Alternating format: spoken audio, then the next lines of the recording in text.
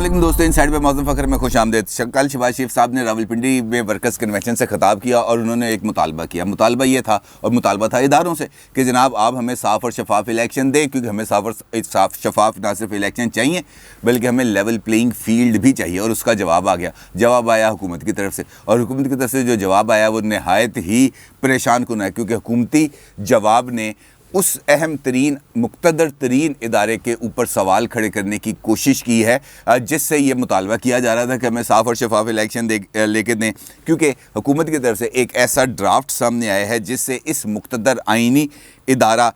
پر نہ صرف ایک مرتبہ پھر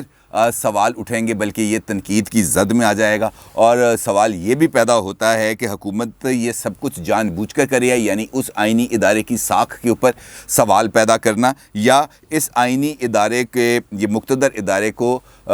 کی ساکھ پر سوال اٹھانا، اس کو دباؤ میں لانے کی کوشش ہے۔ یہ ہے ایک اہم موضوع، لیکن اس کے اوپر مجھے آپ کی توجہ اس وجہ سے چاہیے کیونکہ بڑا سینسٹیو سا معاملہ ہے، اور اس پر آپ اگر توجہ کے ساتھ میرے ساتھ جڑے رہیں گے تو اس کی ساری پرتیں ہم کھول سکیں گے، کیونکہ حکومت کا اس وقت ایجنڈا نہ صرف ہمارے سامنے ہے بلکہ کھل کر بہت زیادہ سامنے آ گیا، کیونکہ تین اہم معاملات ہیں جس وقت حکومت کرنا چاہ رہی ہے۔ نمبر ایک، وہ یہ چاہ رہی ہے کہ چیئرمین نیب کی تقرری کرے اور اس تقرری کے اندر اپوزیشن لیڈر کا جو مشاورت کی ایک آئینی ضرورت ہے اس کو بالکل نظر انداز کر دے۔ دوسرا اس کا اہم معاملہ یہ ہے کہ وہ ایک ایسا بل نیشنل اسمبلی کے اندر متعارف کرانا چاہ رہی ہے جس کے ذریعے سپریم کورٹ کے ججوں کی تعداد میں اضافہ کر دیا جائے اور وہ تعداد 16 سے بڑھ کر 25 ہو جائے۔ اور تیسرا ایک ایسا آئینی بل، ایک ایسا آئینی ترمیمی بل کو حکومت نے کابینہ میں اس کی نہ صرف منظوری دی ہے بلکہ اس کو ایک کابینہ کی سب کمیٹی کے سامنے پیش کر دیا گیا ہے، جس کے تحت جو کرمنل لا ریفارمز، اس کو نام دیا گیا کرمنل لا ریفارمز 2021،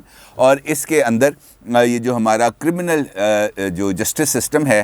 اس کے اندر اصلاحات کی جائیں گی۔ اصلاحات کرنا کوئی بری بات نہیں، اصلاحات کرنی چاہیے، لیکن اس اصلاحات کی آڑ میں کیا کھیل کھیلا جا رہا ہے یہ ہے اہم معاملہ، کیونکہ یہ جو تمام تینوں چیزیں جس کا میں نے آپ سے ذکر کیا، یہ تینوں کی تینوں چیزیں جڑی ہیں تحریک انصاف کے شریف الدین پیرزادہ یعنی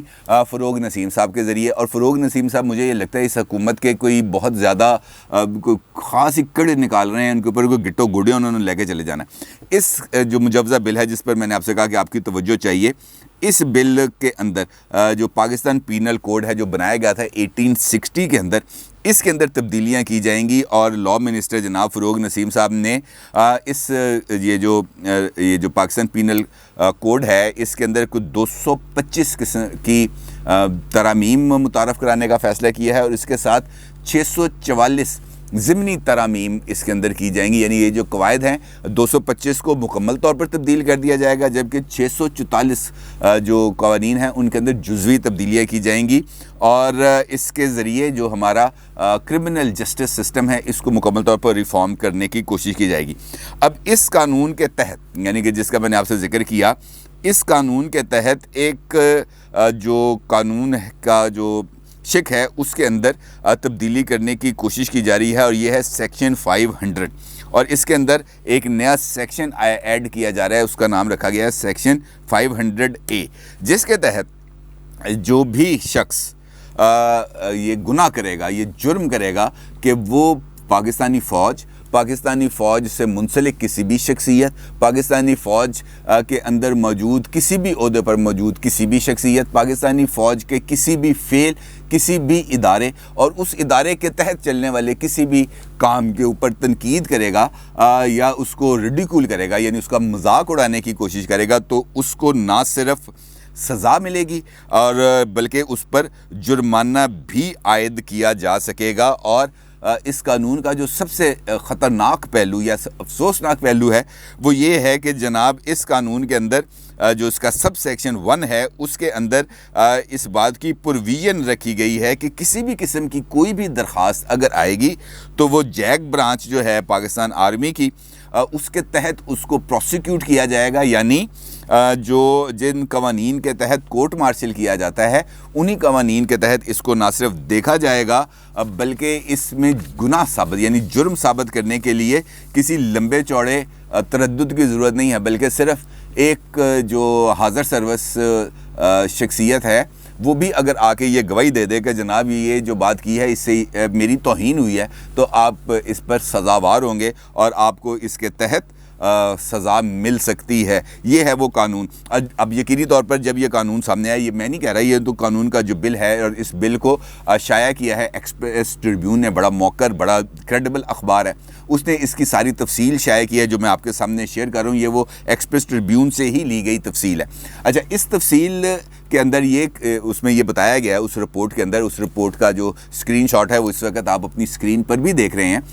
اس رپورٹ کے اندر یہ بتایا گیا ہے جناب کہ کابینہ نے اس لا کی، یعنی اس ترمیمی بل کی نہ صرف منظوری دے دی ہے، بلکہ اس کو کابینہ کی ایک سب کمیٹی کے پاس ریفر بھی کر دیا ہے، جو اس کے اوپر مزید اس پر غور و فکر کرے گا، اور اس کے بعد اس کی منظوری دینے کے بعد اس کو آگے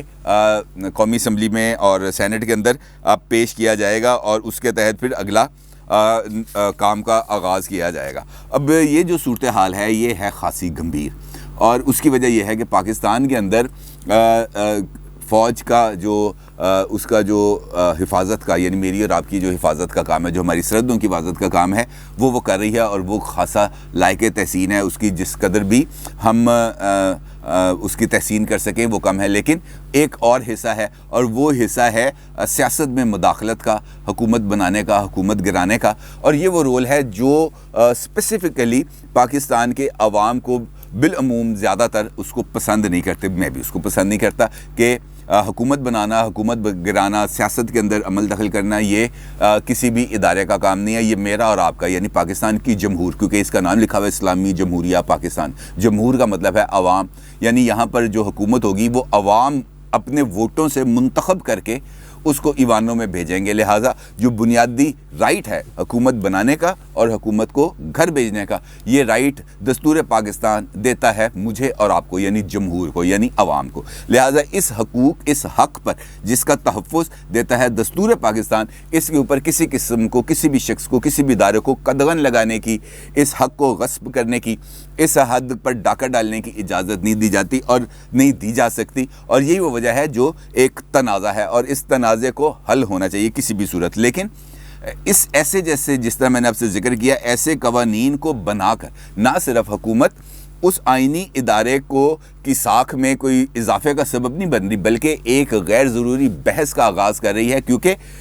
جو بھی آئینی ادارے ہیں ان کو دستور پاکستان ایک آئینی پروٹیکشن دیتا ہے، چاہے وہ مقننہ ہے، مقننہ کے اندر کوئی بھی بات، یعنی پارلیمنٹ کے اندر کسی بھی قسم کی گئی کوئی بھی بات کو آپ کسی بھی عدالت کے اندر چیلنج نہیں کر سکتے۔ مثال کے طور پر اگر کوئی پارلیمنٹ میں کھڑا ہو کر کوئی ممبر قومی اسمبلی یا ممبر سینٹ اگر کوئی بات کرتا ہے جو کسی بھی شخصیت، جو کسی بھی منصب پر فائز ہو، اس کے خلاف جاتی ہے، تب بھی اس کے خلاف کسی قسم کی کوئی تادیبی کارروائی نہیں ہو سکتی۔ یہ پروٹیکشن ہے رکن پارلیمنٹ کے لیے اور پارلیمنٹ کے لیے۔ اسی طریقے سے یہ جو فوج ہے یا عدلیہ ہے یا اور دیگر ادارے ہیں، ان کو بھی ایک کانسٹیٹیوشنل کور دیا گیا ہے، یعنی ان کے اوپر بھی ہم غیر ضروری طور پر نہ تنقید کر سکتے ہیں اور نہ ہی ان کے جو کانڈکٹ ہے اس کے اوپر ہم بات کر سکتے ہیں۔ لہٰذا اس آئینی پروویژن کے ہوتے ہوئے اگر ہم ایسے قوانین لے کے آئیں تو یہ سیدھی بدنیتی پر مبنی ہے، کیونکہ اس کی ایک وجہ ہے، جس طرح میں نے آپ سے گزارش کی، جس طرح گفتگو کے آغاز میں نے آپ سے ذکر کیا کہ شہباز شریف صاحب نے مطالبہ کیا، نواز شریف صاحب مطالبہ کر رہے ہیں کہ جناب ہمیں کیا چاہیے، ہمیں صرف صاف اور شفاف الیکشنز چاہیے۔ پیپلز پارٹی کیا کہہ رہی ہے؟ وہ کہتی ہے جناب فیئر اینڈ فری الیکشنز چاہیے۔ باقی جو تمام اپوزیشن جماعتیں ہیں وہ بھی یہ کہہ رہے ہیں کہ 2018 کے الیکشنز متنازع تھے، ان کی ساکھ مشکوک ہے، لہٰذا جو اب آپ نے الیکشن کرانے ہیں، اگرچہ اس کی آئینی مدت ختم ہو رہی ہے 2023 میں، اور لہٰذا 2023 کو اگر ہم بیس لائن سمجھتے ہیں، 2023 کے اندر جو بھی الیکشنز ہوں گے ان کو صاف شفاف ہونے چاہیے اور سب کے لیے میدان، سب کو ایک مساویانہ میدان ملنا چاہیے، یعنی لیول پلینگ فیلڈ ملنی چاہیے۔ اس کے اندر کوئی بری بات نہیں ہے، لیکن اس کے جواب میں جب ایسے قوانین متعارف کرائے جائیں تو پھر اس کا مطلب یہ ہے کہ یہ ایک ڈیلیبریٹ اٹیمپٹ ہے، کیونکہ جو موضوع ہے وہ بدل جائے گا، اور اس موضوع کے نتیجے میں جو توپوں کا رخ ہے، جو تنقید کا رخ ہے، وہ اس پہ آ جائے گا کہ بھائی فوج کوئی آسمانی صحیفہ ہے، فوج کوئی مقدس گائے ہے، ہم کیوں اس پر بات نہیں کر سکتے، ہم کیوں اس پر تنقید نہیں کر سکتے۔ تو یہ والا جب سلسلہ شروع ہوگا تو یقینی طور پر ایک دباؤ ہے جو وہاں پر ٹرانسفر ہو جائے گا، اور اس دباؤ کے نتیجے میں جو حکومت کچھ کام کرنا چاہیے، جس کا بھی میں نے آپ کو گفتگو کے آغاز الفاظ کے اندر اشارہ دیا تو وہ اس طرف آ جائے گا۔ مثال کے طور پر حکومت کیا چاہتی ہے؟ حکومت یہ چاہتی ہے کہ ایک بل انہوں نے پیش کیا اور اس کے اندر ان کا یہ مطالبہ ہے کہ تجویز کیا کہ سپریم کورٹ کے ججز کی تعداد کو 16 سے بڑھا کر 25 کر دی جائے۔ اب اگر ہم دیکھیں بنظر غیر تو اس کے اندر کوئی مذائقہ نہیں ہے کہ جناب سپریم کورٹ پہ اس وقت تقریباً 51,000 سے زائد مقدمات زیر سماعت ہیں اور ججز کی تعداد چونکہ 16 ہے، لہٰذا یہ جو ججز ہیں وہ اس مقدمات کی پراپرلی اس کی سماعت نہیں کر رہے، اگرچہ وہ اپنا پورا زور لگا رہے ہیں کہ یہ مقدمات کو جلد از جلد ختم کیا جائے، لیکن مقدمات ہیں وہ بڑھتے چلے جا رہے ہیں۔ ہائی کورٹ سے جو بھی وہ مقدمہ جس کے حق میں یا خلاف آئے گا فیصلہ تو وہ سپریم کورٹ میں جائے گا۔ اب جب سپریم کورٹ کے اندر جائے گا تو اس کی سماعت ہوگی، اور یقینی طور پر جب مقدمات کی تعداد زیادہ ہوگی تو سماعت زیادہ لمبی چلے گی کیونکہ ڈیٹس نہیں ملیں گی۔ اب اگر ججز کی تعداد بڑھا دی جائے تو یہ جو سپیڈی ٹرائلز ہیں یہ ممکن ہے، اس کے اندر کوئی دو رائے نہیں، لیکن یہاں پر بھی حکومت کی طرف سے جو معاملہ ہے وہاں پر بھی ایک بدنیتی شامل ہے، اور وہ بدنیتی یہ ہے کہ جب آپ ججز کی تعداد کو بڑھائیں گے تو آپ کو ان کے ساتھ ساتھ جو عمر ان کا ہے، ایج اسپیسیفیکیشنز، وہ آپ طے کریں گے کہ جناب اس عمر تک کا جو بندہ ہے وہ سپریم کورٹ کے بطور جج ایلیویٹ ہو سکتا ہے، کیونکہ اس کے بعد اس کی جو مدت ہے ریٹائرمنٹ وہ وہاں پر طے کی جائے گی کہ جناب یہ 63 سال ہے یا 64 سال ہے، وہاں تک آئے گا اور اس کے بعد آ کے ریٹائر ہو جائے گا، اور اس کے ذریعے جو سینیارٹی لسٹ ہے وہ متاثر ہوگی۔ اور آپ کو معلوم ہے کہ ججز کی جو سینیارٹی لسٹ ہے اس کے اندر ایک نام ہے، وہ نام ہے جسٹس قاضی فائز عیسیٰ صاحب کا، لہٰذا کوشش یہ ہے کہ کسی نہ کسی طریقے سے اس معاملے کو اس طرح الجھایا جائے کہ جسٹس قاضی فائز عیسیٰ صاحب کو جو ان کا جو بطور چیف جسٹس تقرری ہے وہاں تک وہ نہ پہنچ سکے۔ کوشش ہے، دیکھیں اس میں وہ کامیاب ہوتے ہیں یا نہیں ہوتے۔ دوسری صورت، ایک جانب میں نے آپ کو بتایا کہ یہ جو بل ہے یہ پیش کیا جا رہا ہے، دوسری جانب آج ہی اسلام آباد ہائی کورٹ کے اندر ایک اور مقدمے کی سماعت ہوتی ہے، اور یہ مقدمہ ہے صحافیوں کے حوالے سے کہ جناب یہ جو صحافی ہیں اور یہ جو باتیں کرتے ہیں یوٹیوبس کے اوپر بیٹھ کے یا کسی بھی سوشل میڈیا پلیٹ فارمز کے اوپر بیٹھ کر، تو ان کو کیا اس بات کا حق ہے؟ کیونکہ آپ کو معلوم ہے کہ کچھ عرصہ پہلے سینئر جرنلسٹ ہیں عامر میر صاحب اور عمران شفقت صاحب، ان کو اٹھا لیا گیا تھا اور اس کے بعد یہ مقدمہ چلا تھا سپریم کورٹ میں، پھر انہوں نے سپریم کورٹ سے اپنی درخواست واپس لے لی تھی کیونکہ جسٹس قاضی فائز عیسیٰ صاحب اور سپریم کورٹ کے دیگر جج صاحبان اس معاملے میں آ گئے تھے، تو ان دونوں نے وہاں سے درخواست واپس لے لی، لیکن یہ معاملہ چل رہا ہے اب اس وقت اسلام آباد ہائی کورٹ میں۔ اور آج اسلام آباد ہائی کورٹ کے اندر جو ایف آئی اے ہے اس نے اپنی ایک رپورٹ پیش کی ہے اور اس نے فاضل عدالت کو یہ بتایا ہے کہ انہوں نے ان دونوں صحافیوں کو یعنی عامر میر صاحب کو اور عمران شفقت صاحب کو 505 دفعہ کے تحت انہوں نے گرفتار کیا، جس پر عدالت نے کہا کہ بھائی آپ نے ان کو اس دفعہ کے تحت کس چکر کے اندر گرفتار کر لیا، یہ تو پولیس کے دائرہ اختیار میں آتا ہے، یہ جو شک ہے یہ پولیس کے دائرہ اختیار سے متعلق ہے، یہ ایف آئی اے کے دائرہ اختیار سے متعلق نہیں ہے۔ دوسرا یہ کہ یہ ایک کلونیل لا ہے، یعنی پرانے قانون کا، جس وقت برٹش راج یہاں پہ موجود تھا، یہ کلونیل لا ہے جو اب جس کو ہم بلیک لا کہہ دیں یا ڈریکونین لا کہہ دیں، تو اس قانون کے تحت آپ کارروائی کیسے کر سکتے ہیں؟ آپ نے ان بندوں کو پکڑ لیا اس قانون کے تحت، یہاں پر اس حوالے سے بحث شروع ہو گئی۔ لہٰذا کہنے کا مطلب یہ ہے کہ ایک جانب یہاں پر جو بھی بات کرتے ہیں اور اگر اختلافی آواز اٹھتی ہے حکومت کے خلاف یا کسی شخصیت کے خلاف، تو اس کا مطلب یہ ہے کہ آپ اس کو پکڑیں گے، اس کو جیل میں ڈال دیں گے اور یہ قانون آ جائے گا، تو پھر تو اب بات یہ کہ کوئی بندہ کھانا کھا رہا ہے، چمچ سے سالن گر گیا